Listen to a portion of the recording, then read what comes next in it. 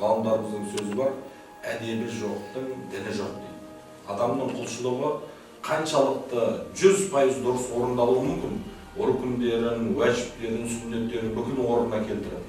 Бірақ ол адамның әдебі жоқ болатын болса, ол адам арсыз болатын болса, онда ол не болады? Құлшылығың қабыл болуына кедергі болады. Қазақстан мұсылмандар діни басқармасы бар, бас муфтиіміз бар. Қазақстан өңіріндегі бүкіл мешіттер сол Қазақстан мұсылмандар діни басқармасына қарасты мешіттер. Ал сол Қазақстан мұсылмандар діни басқармасының өзінің қойған ережелері бар, өзінің мешіттің ішіне қойған тәртіптері бар. Сол мешіттің ішіне тәртіптердің бірін айтатын болатын болсақ, мешіттің ішінде имамнан басқа өзге адам имамдыққа шығуға құқы жоқ. Имамдыққа сайланған қолында Қазақстан мұсылмандар діни басқармасының бұйрығы бар адам ғана сол имамдыққа шыға алады. Екінші, сол мешіттің ішінде имамға бой ұсынуы міндетті болады.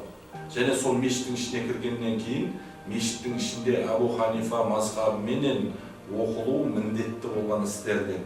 Кей жағдайда салафит бауырларымыз бар, олар әлбетте Абу Ханифа мазхабында емес қой. Олар мазхабты ұстанбаймыз дейді. Бірақ оларға айтатынымыз, сол мешіттің ішіне кірген кезде әмин мәселесін мешіттің ішіндегілер жамағат қалай айтып жатыр, имам қалай айтып жатыр, солай айту сіздің де әдебіңізге кіреді. Сондықтан да осы мешіттің ішінде кіргеннен кейін Алланың үйіне кірдім деп әдетті болу, ол сізбенен бізге міндетті болған істерді. Мешітке кірдің, Алланың үйіне кірдің. Сен бір беделді адамның алдында тұрсаң, қалай болса солай тұрмайсың ғой, етек жеңіңді жиып әдепті болып тұрасың. Дәл сол секілді мұсылман мешіттің ішіне кірген кезде суға түскен балықтай болып, рахаттанып, мешіттің ішінде әдебіменен имамға бой ұсынып, құлшылықты орындап кету сізбенен бізге міндетті болған істерден.